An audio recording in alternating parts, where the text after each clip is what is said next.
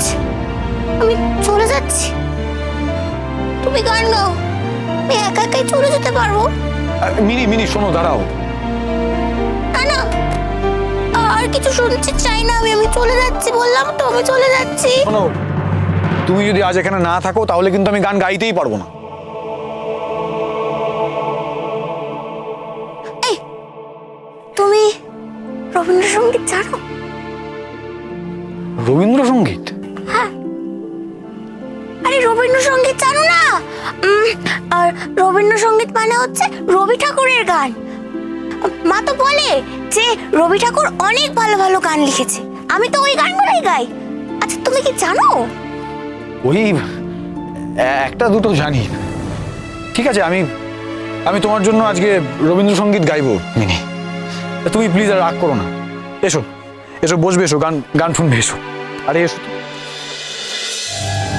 সঙ্গমান, আপনি তো নিশ্চিত হয়ে কি করে বলছেন? ওর তো মেডিকেল টেস্ট এখনো হয়নি। আমি প্রথম থেকে দেখছিলাম ওর মাথা ঘুরছে, কিন্তু আপনি জোর জবরদস্তি ওকে নাচ করিয়ে গেছেন। করো, মেডিকেল চেক আপ করো না, করো। হ্যাঁ হ্যাঁ, দেরি না করে এক্ষুনি মেডিকেল চেক আপ করানো উচিত। আর ততক্ষণ আমরা রেজাল্টটা হোল্ড করে রাখবো। অবশ্যই রেজাল্ট হোল্ড করে রাখবে, অবশ্যই রেজাল্ট হোল্ড করে রাখবে। যতক্ষণ না মেডিকেল রিপোর্ট পাওয়া যাচ্ছে কোনো রেজাল্ট বেরোবে না। আর যদি দেখা যায় এই মেয়েটা কিছু উল্টো পাল্টা খেয়েছে, আমি বলছি যে এই মেয়েটাকে চিরকালের জন্য নাচের দুনিয়া থেকে ব্যান করা হবে। কি গুরুজি? অবশ্যই, তাড়াতাড়ি ওকে হসপিটালে নিয়ে যাও, কুইক কুইক।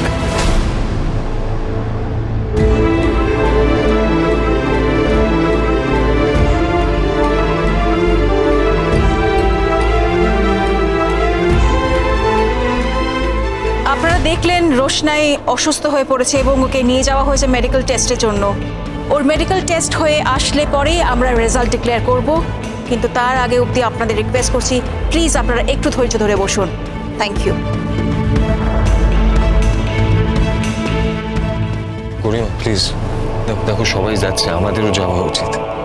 আরণ্যক আমাকে না ম্যানিপুলেট করার চেষ্টা। আমি তোমাকে ম্যানিপুলেট করছি না গরিমা, তুমি দেখতে পাচ্ছ না কি হচ্ছে? আর তাছাড়া এখানে প্রেস আছে, তারা তোমাকে জানে, তোমার ব্যাপারে অনেক কিছু রড়বে। রোশনাই তোমার বোন, এবার চলো আমার সঙ্গে। গরিমা এরকম করো না, চলো প্লিজ।